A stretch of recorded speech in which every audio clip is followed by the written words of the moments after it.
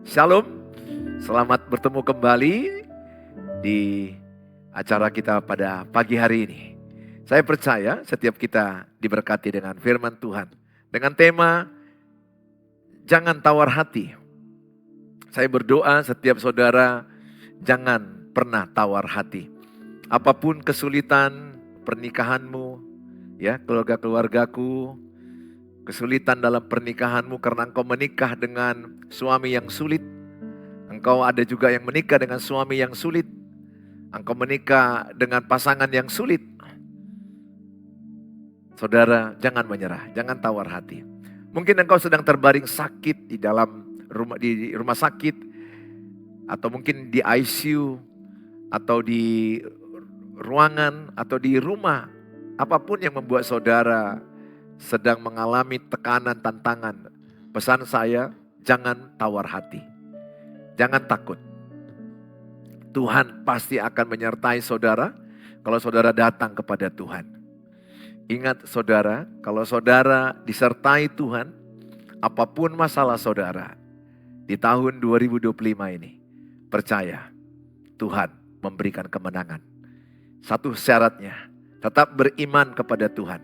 Ingat Roma 1 ayat 17, orang benar hidup oleh iman. 2 Korintus 5 ayat 7, kita hidup dengan iman, kita hidup bukan dengan apa yang kita lihat. Alkitab juga berkata bahwa iman mengalahkan dunia. Dalam 1 Yohanes 5 ayat yang keempat, iman mengalahkan dunia. Ya, saudara, dalam kitab Lukas dikatakan juga, kalau Tuhan Yesus datang, pada Lukas 18 ayat 8 dikatakan, kalau aku datang ke dunia ini, aku mencari adakah iman di hatimu. Jadi saudara, iman saudara jangan tawar. Bagaimanapun pergumulan, bagaimanapun kesulitan, bagaimanapun tantangan yang saudara sedang hadapi, pesan saya sebagai hamba Tuhan, jangan tawar hati. Ya, saudara masih hidup. Kalau saudara menyaksikan ini kan saudara masih hidup, paling tidak saudara sehat, atau mungkin ada sakit-sakit juga, tapi paling tidak saudara masih bernapas. Artinya saudara diberikan Tuhan belum titik, masih koma. Artinya cerita hidupmu belum selesai. Cerita hidupmu mungkin masih di bab 3, belum sampai kepada bab penutup. Jalani saja hidup ini sehari demi sehari. Sebagaimana Matius 6 ayat 34 dikatakan, jangan khawatir, hiduplah sehari demi sehari. Kesusahan sehari, cukuplah untuk sehari. Oleh karena itu saudara, jangan hidup dengan masa lalumu. Kalau hidup dengan masa lalumu, pasti saudara akan banyak mengalami namanya trauma. Karena masa lalu banyak gagal, ketakutan. Kalau saudara hidup dengan masa lalu, saudara akan banyak trauma, ketakutan, dan tidak tenang hidupmu, penyesalan. Dan kalau saudara hidup dengan masa yang akan datang, saudara jadi lebih khawatir bagaimana tahun yang akan datang, di mana 2030 terlalu jauh. Pesan saya sebagai hamba Tuhan, hidup dengan sekarang, day by day. Celebrate your day every day. Rayakan harimu setiap hari. Jadi setiap hari itu rayakan harimu. Masih hidup pagi ini, rayakan dengan sukacita dalam Tuhan. Semangat, ingat, kalau saudara berfokus kepada masalah, saudara pasti drop. Imanmu pasti lemah. Saudara pasti akan mengalami banyak stagnasi dan penurunan. Hidupmu akan lebih hancur. Pesan saya sama saudara, jangan fokus dengan hidup masa lalu. Jangan fokus dengan yang masa yang akan datang.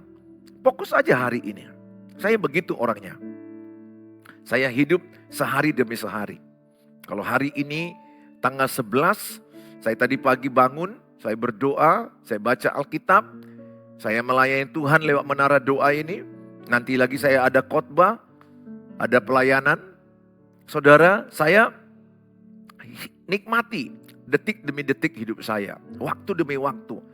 Jangan tanya apakah ada masalah dalam hidup saya. Pasti ada lah. Tidak ada orang yang tidak punya masalah. Cuma saya tidak mau fokus kepada masalah. Masalah itu semakin kita fokuskan, semakin besar. Semakin kita pikirkan, semakin menakutkan. Tapi semakin kita melihat Tuhan Yesus, kita semakin berkemenangan. Kita semakin kuat, iman kita semakin kuat. Lihat Bagaimana Petrus ketika dia melihat gelombang badai, bagaimana dia yang terjadi? Dia tenggelam. Begitu dia melihat Tuhan Yesus awalnya, dia berjalan, ada mujizat. Sehingga saya mau katakan fokus aja kepada janji Tuhan. Celebrate your day every day. Celebrate, rayakan harimu. Wah, terima kasih, masih hidup. Saudara, semalam udah banyak orang yang dipanggil Tuhan lebih dahulu. Kita masih diberi kesempatan. Jangan lemah, jangan menyesal, jangan salahkan dirimu dengan apa pilihan-pilihanmu yang dulu. Mungkin pilihan-pilihanmu yang dulu ada salah, udahlah, berhentilah menyalahkan. Karena ada keluarga-keluargaku yang di YouTube berkata, aku menyesal memilih dia suamiku. Aku menyesal memilih dia istriku. Aku menyesal memilih dia partner bisnisku. No, moving forward, berjalan ke depan, maju ke depan. Kalau saya bangun pagi, saya bersyukur. Saya dengar lagu pujian, saya dengar khotbah, saya baca Alkitab. Saya bagi ayat firman Tuhan kepada banyak orang. Banyak orang diberkati. Saya fokus dengan hari yang diberikan Tuhan. Terima kasih Tuhan kalau pagi ini aku masih hidup, pagi ini aku masih bangun. Itu kasih karunia-Mu. Saya merayakannya dengan bersyukur. Saya merayakannya dengan bersyukur. Saya tidak mau bersungut-sungut. Itu paling saya tidak suka dalam mulut saya. Saya pantangkan dalam hidup saya bersungut-sungut. Saya bersyukur senantiasa, saya bersuka cita, saya berkata terima kasih buat hari ini. Walaupun mungkin ada sakit-sakit di kaki sedikit, ada masalah rumah tangga sedikit, keuangan ada juga masalah anak-anak, pelayanan, pasti ada aja lah masalah kita. Tapi saya katakan terima kasih. Hari ini aku masih hidup karena ada tujuan Tuhan. Hari ini aku masih ada karena ada rencana Tuhan. Hari ini akan kurayakan, hari ini akan kuhadapi dengan semangat, dengan sukacita. Tuhan akan pertemukan aku dengan orang yang tepat, dengan orang yang baik. Dan aku percaya hari ini adalah berkat kebaikan bagi kita. Oleh karena itu saudara yang saya kasihi, keluarga-keluargaku yang ada di YouTube, ada yang di TikTok. Saudara, jangan tawar hati. Ini pesan firman Allah pada hari ini. Jangan tawar hati. Saya bacakan dalam kitab Yosua 1 ayat 8 sampai 9. Janganlah engkau lupa memperkatakan kitab Taurat ini, tetapi renungkanlah itu siang dan malam. Supaya engkau bertindak hati-hati sesuai dengan segala yang tertulis di dalamnya. Sebab dengan demikian perjalananmu akan berhasil dan engkau akan beruntung. Bukankah telah kuperintahkan kepadamu, kuatkan dan teguhkanlah hatimu. Janganlah kecut, janganlah tawar hati. Sebab Tuhan Allahmu menyertai engkau kemanapun engkau pergi. Ayat 9 berkata, jangan kecut hati, jangan tawar hati. Kuatkanlah hatimu. Ingat, motivator yang terbaik adalah dirimu sendiri, bukan orang lain. Sering orang berkata sama saya, motivasilah saya Pak, kuatkanlah saya Pak. Oke lah, saya kuatkan, saya motivasi dengan firman Tuhan, saya doakan. Sebenarnya motivator terbaik itu siapa? Roh Kudus. Roh Kudus itu ada di hatiku. Sehingga yang bisa menguatkan saya adalah Roh Kudus dengan diri saya sendiri. Sering saya bangun pagi atau ada masalah yang kadang-kadang membuat saya drop, ya, kadang-kadang ada tekanan hidup, maka saya berkata, saya kuat dalam Tuhan. Saya kuat, saya bisa hadapi masalah ini bersama Tuhan. Roma 8 ayat 37, aku lebih daripada pemenang. Aku pasti menang. Masalah ini adalah berkat, masalah ini adalah kebaikan. Aku pasti bisa lewati, aku pasti berbeda, aku berkemenangan. Saudara tahu yang menguatkan saya siapa? Roh Kudus yang ada dalam diri saya. Dengan firman yang ada dalam diri saya. Maka yang menjadi motivator itu adalah diri saya sendiri. Coba tulis di caption. Saudara boleh tulis dikatakan, saya adalah motivator terbaik buat diri saya. Tulis di situ captionnya. Ya, tolong ditulis. Saya adalah motivator terbaik buat diri saya. Tulis caption itu. Supaya saudara jangan terlalu berharap orang lain yang memotivasi saudara. Tulis, saya adalah motivator terbaik buat diri saya. Kenapa? Karena dalam dirimu ada Roh Kudus. Ada firman Allah. Ya, terima kasih. Saudara sudah menulis. Saya adalah motivator terbaik buat diri saya. Sering sekali orang datang ke gereja, Pak Pendeta aku lemah, aku susah, masalah pernikahanku, keuangan, sakit penyakit. Kemudian dia datang minta dikuatkan, oke saya doakan, saya kuatkan. Tapi berapa lama lah bersama saya? Paling pun 5 menit, karena di gereja ini banyak sesi. Paling pun kami sebentar. Kemudian dia pulang ke rumah. Maka dia akan menghadapi masalahnya sendiri lagi. Ada orang pergi ke night club, ada orang ke diskotik, ada orang pergi ke narkoba, ada orang pergi ke duniawi lain, ke mall.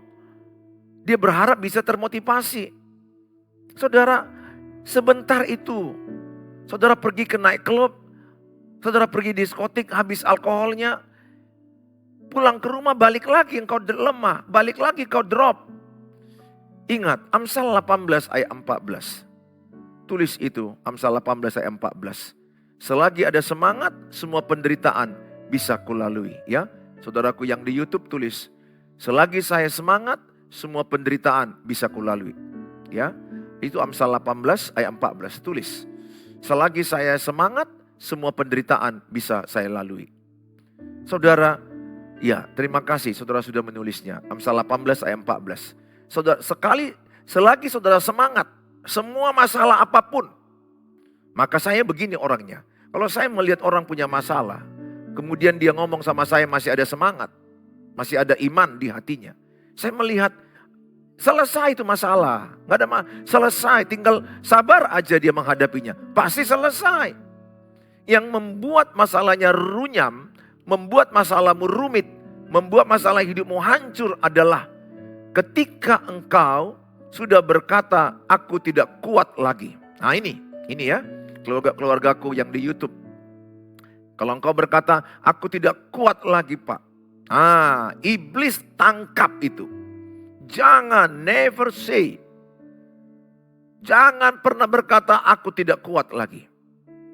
Betul, secara manusia engkau bisa tidak kuat. Tapi ingat, ada Tuhan yang lebih besar dalam dirimu daripada apapun masalahmu. 1 Yohanes 4 ayat 4. Roh Allah yang ada padamu lebih besar daripada masalahmu, daripada dunia ini. Ingat, ketika orang kehilangan harapan, ketika orang kehilangan semangat, ketika orang mulai putus asa, itulah awal titik kehancuran total hidupnya. Itu yang dikatakan Yohanes 10 ayat 10. Iblis datang mencuri semangat, mencuri sukacita, mencuri harapanmu, mencuri kasihmu. Supaya apa? Kalau engkau tidak punya harapan, engkau tidak punya semangat, engkau tidak punya iman, habislah hidupmu oleh iblis. Hancur sehancur-hancurnya. Saya berdoa buat keluargaku yang ada. Saudara, aku tahu perjuanganmu memenangkan suamimu gak gampang. Ada yang 5 tahun suami selingkuh, 10 tahun, 20 tahun. Udah selingkuh, narkoba lagi, mukul lagi. Berat penderitaanmu, aku tahu. Aku tahu betapa susah hidupmu ibu. Mana lagi tidak ada memberikan nafkah keuangan bagimu. Sehingga engkau harus berjuang dengan anakmu 2 orang, 3 orang, 4 orang. Menyekolahkannya dengan perjuangan berat. Mana lagi mertuamu menyalahkan engkau, ipar-iparmu menyerang engkau. Saya mau katakan, banyak tangan ingin menjatuhkan engkau. Tapi satu tangan Tuhan mengangkat engkau. Pesanku sama saudara, ibu yang saya kasihi. Yang gak bisanya aku datang ke rumahmu. Anggur rohakon nian. Kalau hatiku ini inginnya aku datang ke rumahmu. Berbicara, menempangkan tangan, mendoakan, mendengar ceritamu satu-satu. Kepingin aku, karena aku orangnya senang mendengar. Dan senang mendoakan. Dan senang memberitakan firman menjadi kekuatan. Ale Muhammad terbatas waktu ini. Semuanya terbatas. Tapi biarlah media ini perpanjangan tangan buat saudara. Sarangeo. Ya, sarangeo ya. Sarangeo. I love you so much. Kenapa? Kasih Allah yang ada padaku membuat aku kuat dalam penderitaan. Kasih Allah yang ada padamu membuat engkau kuat dalam penderitaan. Ibu, bapak, jangan menyerah. Jangan menyerah. Jangan putus asa. Jangan pernah katakan tidak ada lagi jalan keluar. Jangan pernah katakan apa yang tidak kau inginkan terjadi. Jangan ucapkan. Ucapkanlah apa yang kau inginkan supaya terjadi. Ucapkanlah apa harapanmu supaya terjadi 2025 ini. Ucapkanlah apa yang kau impikan supaya terjadi. Jangan pernah ucapkan kekalahan. Jangan pernah ucapkan hal-hal negatif. Jangan pernah ucapkan kegagalan. Percaya saya katakan ada kuasa dalam perkataan itu. Saudara yang saya kasihi, nats yang kita baca tadi, itu bicara Yosua memimpin umat Israel ke tanah perjanjian. Merebut tanah Kanaan. Tanah leluhur mereka. Yang sudah ditinggalkan 500 tahun lebih. Tapi perintah Tuhan kepada Yosua. Kepada Musa. Tapi Musa tidak sampai. Yosua dan Kaleb yang sampai. Untuk merebut tanah Kanaan itu kembali. Yosua muda belia. Dia mulai merasa bagaimana aku bisa memimpin orang tua ini. Orang-orang yang senior ini. Musa aja pun kewalahan. Bagaimana bisa aku melewati tantangan tembok Yeriko. Seberangi sungai Yordan 3 hari. Tentara-tentara Kanaan yang tinggi besar perawakannya orang-orang enak. Yang bisa menghabisi hidup saya. Di depan mata dia itu tantangan berlapis-lapis. Dilihatnya pasukannya gak seimbang dengan lawan. Lawan jam terbangnya tinggi. Masanya banyak. Pasukannya gak banyak yang hebat berperang. Jumlahnya lebih sedikit. Mana lagi harus merobohkan tembok. Mana lagi harus melewati sungai Yordan. Mana lagi harus mengalahkan orang-orang enak. Tentara-tentara Kanaan yang profesional. Secara kasat mata dia mulai merasa kecut hati. Secara penderitaan, tantangan yang dilewati dia merasa tawar hati. Mulai ada perasaan itu. Makanya di dalam Yosua 1 ayat 1 sampai 9. 4 kali diulangi Tuhan kata yang sama. Kuatkan dan teguhkanlah hatimu. 4 kali diulangi Tuhan kepada Yosua. Kuatkan dan teguhkanlah hatimu. Karena tahu Yosua sudah mulai merasa tawar hati. Bagaimana bisa? Dan Yosua menguatkan hatinya. Meneguhkan hatinya. Dan Tuhan berkata menuntun Yosua. Renungkanlah firman Tuhan siang dan malam. Renungkan itu artinya hagak. Hagak itu artinya adalah menyanyikan firman Tuhan. Memperkatakan firman Tuhan. Merenungkan firman Tuhan. Melakukan firman Tuhan. Memikirkan firman Tuhan. Maka engkau akan bertindak berhati-hati. Penting dalam hidup ini bertindak berhati-hati. Sesuai dengan firman Allah. Jangan menyimpang ke kiri dan ke kanan. Maka engkau akan beruntung dan berhasil. Saudara, tuntunan Tuhan kepada Yosua. Supaya Yosua tetap baca Alkitab firman Allah. Sebagai Mazmur dikatakan. Firman-Mu adalah terang bagi jalan kakiku. Bagi engkau Bapak Ibu yang sedang buntu pikiranmu. Pesanku, dekatkan dirimu kepada firman Allah. Terima kasihlah Tuhan. Kalau ibu dan bapak menyaksikan tayangan ini. Saudara bisa diberkati. Saudara bisa mendengarkan firman Allah. Saya pastikan saudara yang mendengar tayangan ini. Pasti diberkati Tuhan. Pasti dikuatkan Tuhan. Pasti ditolong Tuhan. Karena ketika engkau memberi waktu mendengarkan firman Allah. Maka saudara sedang dituntun Tuhan menjalani masa sulitmu. Kesulitan hidupmu. Kebuntuan hidupmu, kegelapan yang kau rasakan. Engkau butuh terang itu. Terang itu adalah firman Allah. Firman Allah adalah terang bagi jalan kaki kita. Makanya saya memenuhkan pikiran saya dengan firman Allah. Supaya saya menjalani hidup ini dengan terang Tuhan. Dengan cara-cara Tuhan. Ketika gelap pernikahanku, gelap mendidik anakku, gelap dalam keuangan usaha, gelap di dalam pandangan pelayananku. Apa yang kulakukan? Aku baca firman Allah. Aku berdoa. Dan firman Allah itu menerangi pikiranku. Aku menjauhkan diri dengan teman-teman yang toksik. Ingat, jauhkan dirimu dengan orang-orang toksik. Orang-orang yang menawarkan engkau. Orang-orang yang tidak suka dengan kemajuanmu. Jauhi orang-orang yang senang dengan kejatuhanmu. Ingat, saya katakan, banyak orang ingin kejatuhan. Banyak orang lebih suka kau jatuh daripada berhasil. Orang lebih suka mendengar kegagalanmu, kehancuranmu. Orang lebih senang mendengar kegagalan, kejatuhan, kehancuran pernikahanmu. Ketika pulih pernikahanmu, nggak banyak orang senang. Orang lebih senang menceritakan kegagalanmu.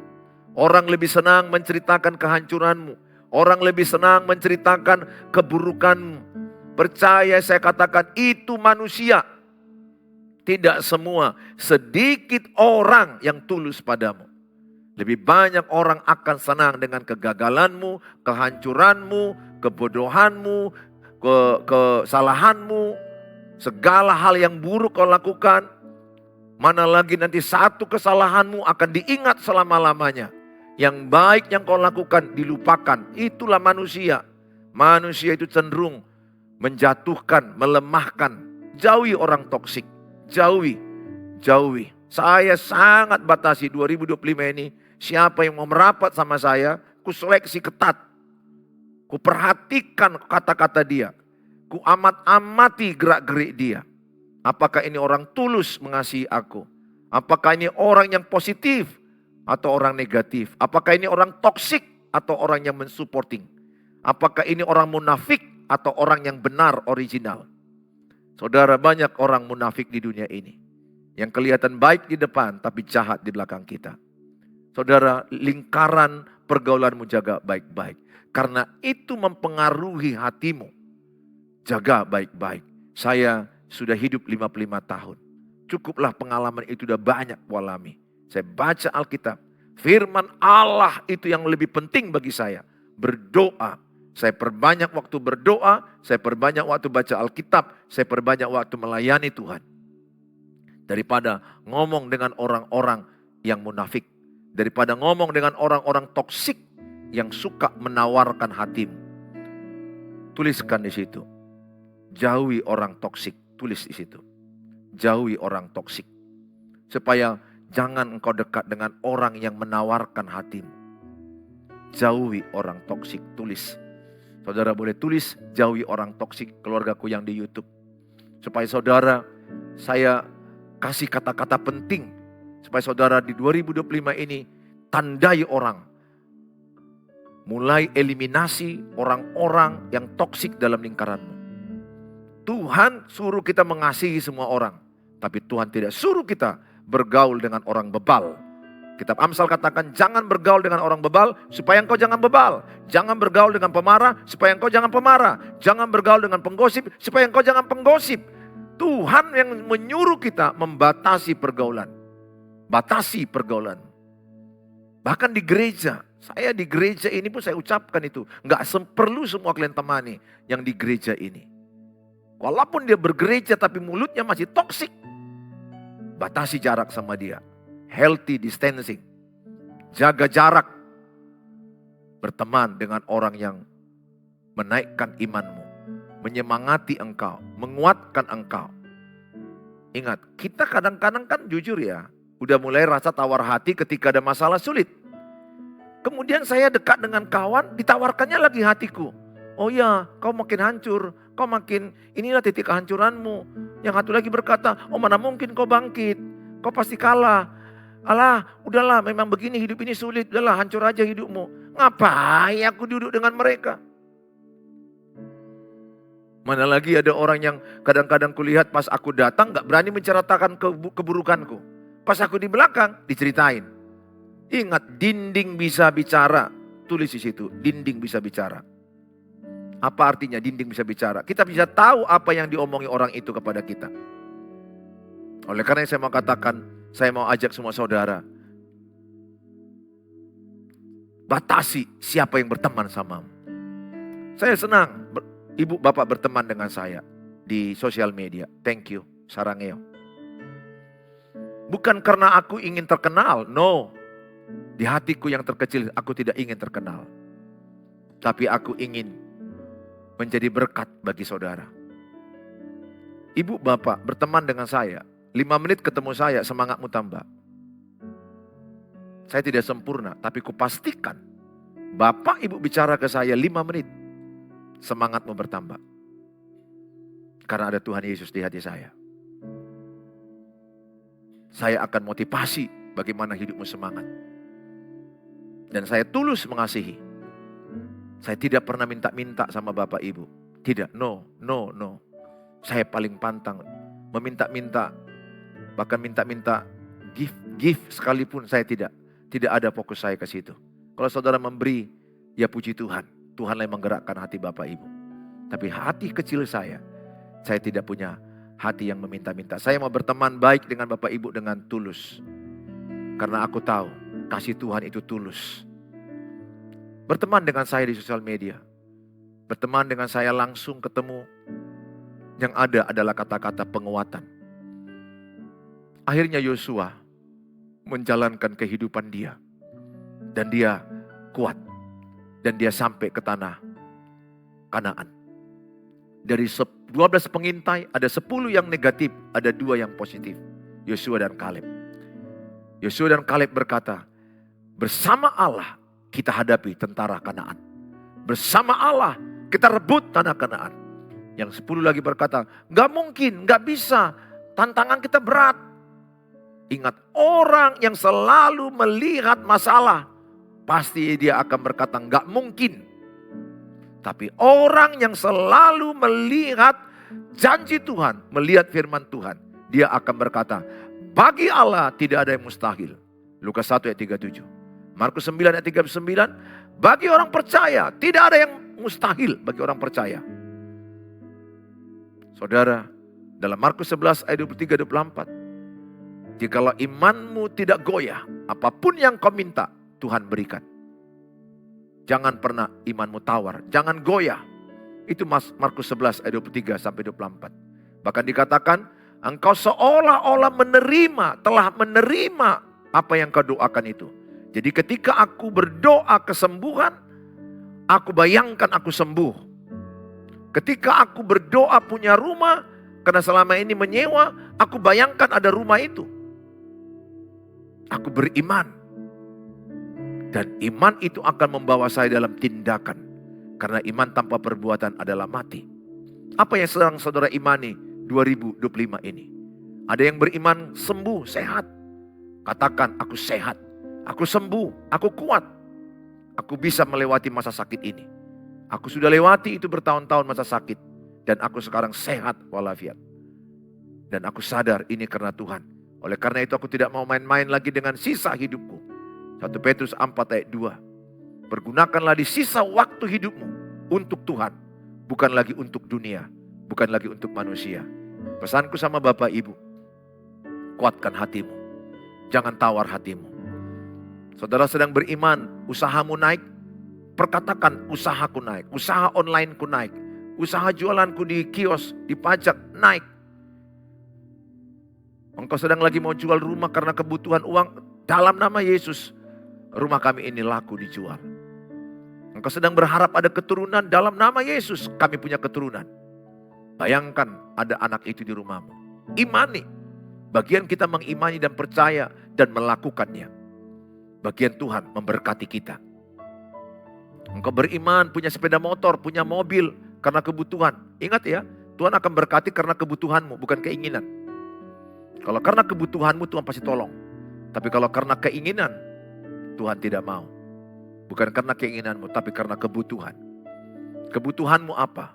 Mintalah apa yang kau butuhkan. Tuhan memberkati saudara. Pesan saya, kuatkan dan teguhkan hatimu. Tulis di caption di situ, saya kuatkan dan teguhkan hati saya. Setiap hari, tulis caption. Ya, keluarga-keluargaku yang di YouTube, katakan, saya kuatkan dan teguhkan hati saya setiap hari. Setiap pagi. Nah, setiap pagi. Bangun pagi, jangan mengeluh. Kalau bangun pagi aja mengeluh, maka satu hari itu nasibmu sial. Kalau pagi hari aja merepet-repet, marah-marah, satu hari itu hidupmu rusak. Tapi bangun pagi bersyukur, bernyanyi memuji Tuhan, mendengarkan firman Allah. Setengah jam, saudara bisa lakukan itu. Kalaupun tidak, 15 menit. Ada banyak sekarang teman-temanku hamba Tuhan yang live di TikTok kulihat. Mereka nyanyi, mereka memberitakan firman Tuhan. Bergabunglah dengan yang ada. Saya belum lakukan, mungkin satu waktulah kalau Tuhan gerakkan saya dan saya bisa atur waktu. Tapi saya hanya katakan, kuatkan dan teguhkan hatimu. Saya percaya Tuhan menyertaimu. Ingat, kalau Tuhan menyertaimu, kemenangan di pihakmu. Jangan berharap pada manusia, berharap kepada Tuhan. Ya, yang kedua, taat melakukan perintah Tuhan. Jangan menyimpang ke kiri dan ke kanan. Yang ketiga, tunggu jawaban Tuhan, indah pada waktunya. Ya, Pengkhotbah 3 ayat 11, ya Bapak Ibu, indah pada waktunya. Kenapa aku udah berdoa sekian lama belum dijawab? Indah pada waktunya. Ada kairos Tuhan, ada waktu Tuhan. Waktu Tuhan yang terindah bagimu. Tuhan tidak pernah lalai menepati janjinya. Dia tidak terlalu cepat, dia tidak terlalu lambat, dia tepat pada waktunya. Yang penting persiapkan dirimu, persiapkan imanmu, hidup benar, tinggalkan kebiasaan dosa-dosa lama, jalani sehari demi sehari, lihat hidup saudara. Pada waktu Tuhan, engkau akan melihat seperti mimpi engkau diberkati Tuhan. Apa yang tidak pernah kau lihat, apa yang tidak pernah kau pikirkan, apa yang tidak pernah kau bayangkan, yang tidak pernah kau dengar, yang tidak pernah kau rasakan dalam hatimu, disediakan Tuhan bagi orang yang mengasihi Dia. 1 Korintus 2 ayat 9. Tuhan Yesus memberkati saudara. Saya sebagai hamba Tuhan, saya sebagai keluargamu, ya, saudara mau konseling dengan saya tapi terbatas ya. Banyak chat aja dulu. Ada waktu senggang saya akan bisa bertelepon. Tapi kalau saudara juga sibuk, ya kita bisa melalui chat aja dulu. Dan saya juga rajin membagikan ayat-ayat firman Tuhan kepada banyak orang setiap pagi. Di 0811 0811 63 7347 itu WA saya pribadi. Hanya satu WA saya. 0811 63 7347. Saya akan dengan senang hati menerima WA saudara. Saudara mau dibagikan firman Tuhan? Saya akan bagikan firman Tuhan kepada saudara setiap pagi. Sekali lagi, keluarga-keluarga yang saya kasihi, jangan mengeluh lagi ya. Jangan lemah hatimu, jangan tawar hatimu, jangan kecut hatimu. Ingat, Tuhan Yesus lebih besar dari masalah kita. Beriman dan sabar. Sabar waktunya Tuhan. Saya sudah lihat itu. Tuhan pasti tolong pada waktunya Tuhan. Mari kita berdoa. Bapa di sorga, semua keluarga-keluargaku yang ada di YouTube, di TikTok. Mereka yang lagi sedang merasakan tawar hati. Mereka yang sedang merasakan kecut hati. Persoalan-persoalan berat yang mereka alami. Yang membuat mereka lemah, down. Persoalan pernikahan, rumah tangga, keluarga. Anak-anak mereka mungkin yang tidak bertobat.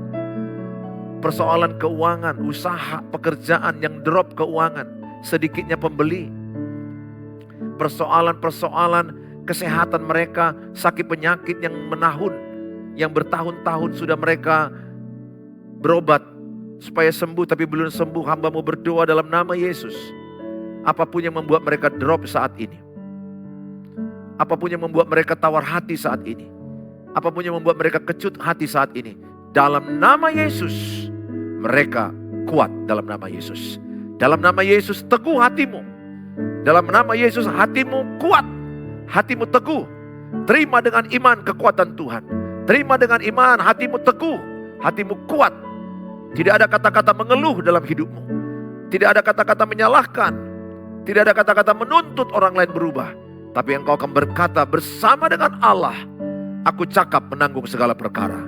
Sesuai dengan Filipi 4 ayat 13. Engkau akan cakap menanggung segala perkara. Di dalam Dia, Tuhan Yesus yang mengasihi engkau. Hamba-Mu berdoa bagi mereka yang menyaksikannya. Mereka sedang mungkin berharap punya keturunan. Tuhan Yesus memberkati engkau punya keturunan. Mereka sedang berharap untuk kesehatan. Terjadilah kesehatan bagimu, kesembuhan. Tuhan mengurapi obat-obatmu. Engkau sedang berharap masalah keuanganmu diangkat Tuhan tahun ini. Yang belum kerja, engkau dapat pekerjaan. Dalam nama Yesus diberkati engkau. Tuhan Yesus memberkati engkau. Tuhan Yesus memberkati engkau. Terpujilah Tuhan. Kami serahkan mereka dalam tangan-Mu Tuhan. Dalam Tuhan Yesus tidak ada yang mustahil. Terima kasih Bapa. Kalau mereka sedang berharap menjual rumah, Tuhan tolong mereka menjual rumah. Mereka berharap anak mereka punya jodoh, Tuhan tolong anak mereka punya pasangan yang sepadan, yang takut akan Tuhan. Kami serahkan dalam tangan-Mu. Semua keluarga-keluargaku yang Kau kasihi. Hamba-Mu sangat mengasihi mereka. Mendoakan mereka siang dan malam. Memikirkan mereka. Hanya Engkaulah yang menguatkan mereka. Kuatkanlah mereka. Dan mereka menguatkan hati mereka. Terima kasih Bapa di sorga. Inilah doa kami. Dalam nama Tuhan Yesus kami berdoa. Amin.